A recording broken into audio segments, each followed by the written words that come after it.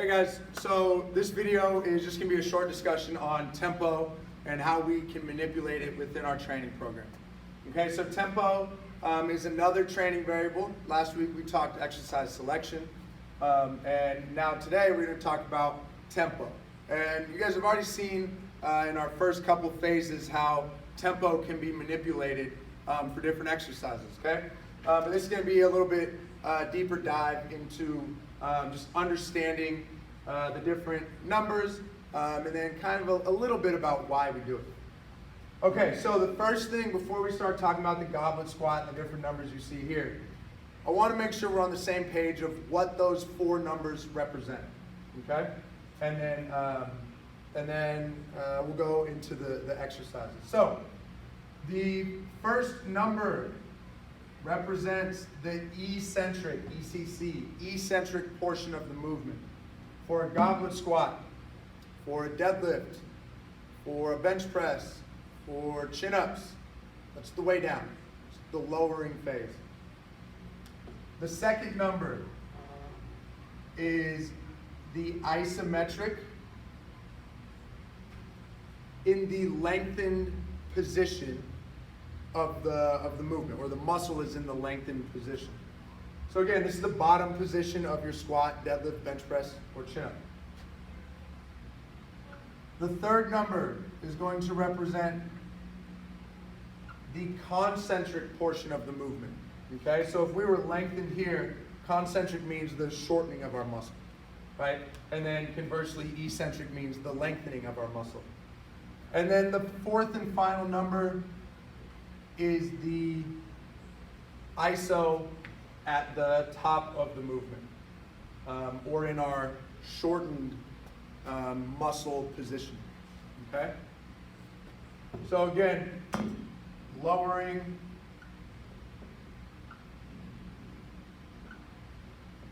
phase,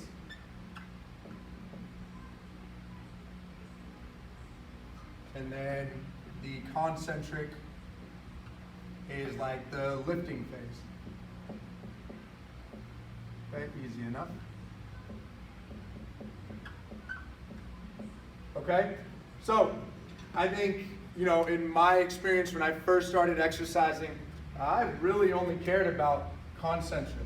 I never once considered eccentric ISO in the lengthened or ISO in the shortened position. Those just weren't things that were taught to me, or that I thought to be things that would help me get stronger or lead me to my goals.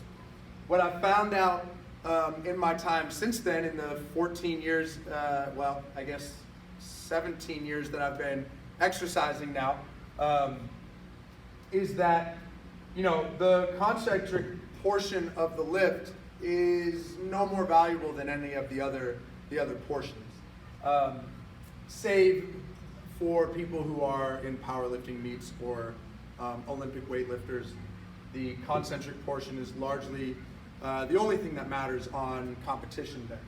But most of you guys are not that, so for us, all four of these phases are going to have a similar focus, or we'll place an equal level of focus on all of them. That's a better way to put that. Okay, equal level of focus. Okay, so now that we kind of know what those numbers represent, let's start taking a look at the four examples of tempo that I have written on the board. So we're going to use the same exercise for all of these, the goblet squat, this really straightforward movement. Okay, and so the first tempo that we have written out here is an accentuated eccentric. Okay, so we know that because our eccentric number is the biggest number we got here. Okay, E, I, C, I. So we've got a 3-second lowering, or a 3-second eccentric, a 1-second pause at the bottom. X is explosive. Okay, so that means we're just standing up as fast as we can. Hopefully that's less than a second.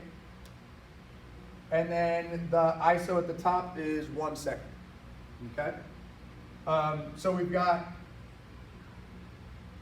that accentuated eccentric. Okay, so if we take a look at how something like that would be executed, if we start at the top, it would be 1, 2, 3, hold for a count, explode up. 1, 2, 3. Okay, so that is an accentuated eccentric. And that number here, you know, there's, you see a wide range of numbers used for accentuated eccentrics. Depending on your experience level and the goal of the exercise, that number can be anywhere between like 3 and 10 seconds. And I've even seen some people do it higher. I think it kind of gets to be you're hitting a point of diminishing returns if you get above that 10-second level. I'd say most commonly this number is going to be between something more like 3 to 7 seconds. Okay. Then our next one down here, we've got accentuated isometric. So the numbers still represent the same phases that they did before. Eccentric, iso, concentric, iso. But now you see that number 3 is in a different spot. So if I look at the same exercise, the goblet split squat, this now has me going down on a 1-second count. So 1, and then 1, 2, 3, explode up. 1, 1, 2, 3, explode up. Okay, so that is an accentuated isometric, spending longer time at the bottom. And now these last two, we have written out as 2-1-2-1 or 2-0-2-0. So, for these, the numbers, again, still represent the same phases. Okay? And these are really, really close. Okay, these two. I like to use them kind of for different rep ranges. So if I'm using something that's going to be, you know, less than 10 reps or so, I'm most likely going to be leaning towards this 2-1-2-1. Okay? The reason is most people, when the weights get heavier, want to start to speed up. Okay? And frankly, it's not a bad decision if you only need to do that one time, or it's a performance competition, right? Or it's life or death. You're trapped under something. You got to get it off you as fast. Or, you got to get something off you. You need to do that quickly and powerfully, right? But if we're keeping an eye on long-term development and the ability to train consistently, then doing things fast at heavy loads is going to just put excess wear and tear on our soft tissue structures, muscles, tendons, ligaments, and just our joints and the joint capsules themselves, right? So 2-1-2-1 is going to have a distinct and noticeable pause at the bottom. Okay, so I'm going 2 seconds down, 1, 2, hold for a count, and then 2 seconds coming back up. 1, 2, hold for a count, 2 seconds coming back up. Okay, so that would be your 2-1-2-1 on the, you know, we'll say 10 is our number. That's not a hard number there, right? Like I'm not always going to use this under 10 and always use this over 10, but it's generally kind of where I'll switch over that tempo style.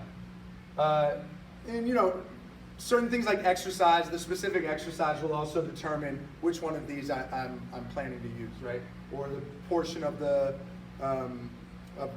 exercise, that training day, where is that exercise within the training day? Those are all factors or considerations for determining, you know, which tempo between these two I'd like to use.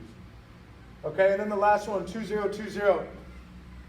The 0 is it's important to understand it's not telling you to bounce or to be fat, like be sloppy in those isometric positions. It just means that we're not going to come to a complete stop. Okay, so what that might look like is this.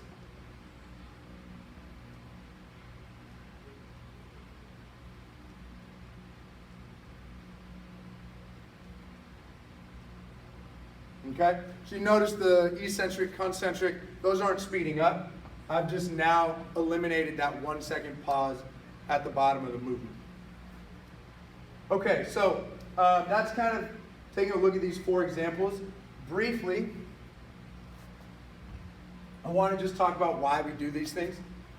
So, accentuated eccentrics are usually going to be at the part of a training cycle where we're focusing on tissue capacity, tissue health, and tissue endurance, right? So essentially where we're trying to build a foundation or a base for us to build off of as we start to push heavier weight and we start to focus more on pure strength or contractile strength as opposed to things like strength endurance or stability or other things like that. Okay, so accentuated eccentrics are really about joint health, tissue health, and building capacity that we can build off of. Accentuated isometrics are straight about building strength.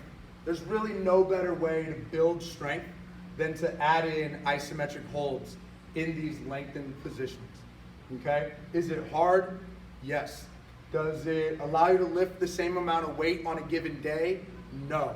But as a building process, right, over and over and over, done with the right execution style, done at the right times of a training cycle, it's really hard to beat the building power that accentuated isometrics give you. Okay? So that's why we do those things. What we didn't talk about here was some more of like power-based execution styles. That's just not something we're going to touch on too much in this class. Frankly, because it's a bit more of an advanced style of training and execution style. And it's just not something that I think we need to emphasize right now. So that is something where it'd be, more of like a rapid pace for a given exercise or something like that. And then these here, I like to use these in the part of the program that are not our main strength portions.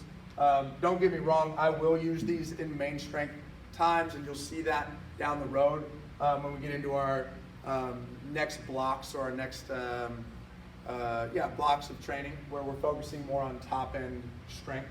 But for now, this is the stuff you'll see used in our main strength stuff, and this is the stuff you'll see more in that accessory hypertrophy area. So this is just kind of a brief look into tempo, how we manipulate it, and how you might manipulate it in your own programming in the future.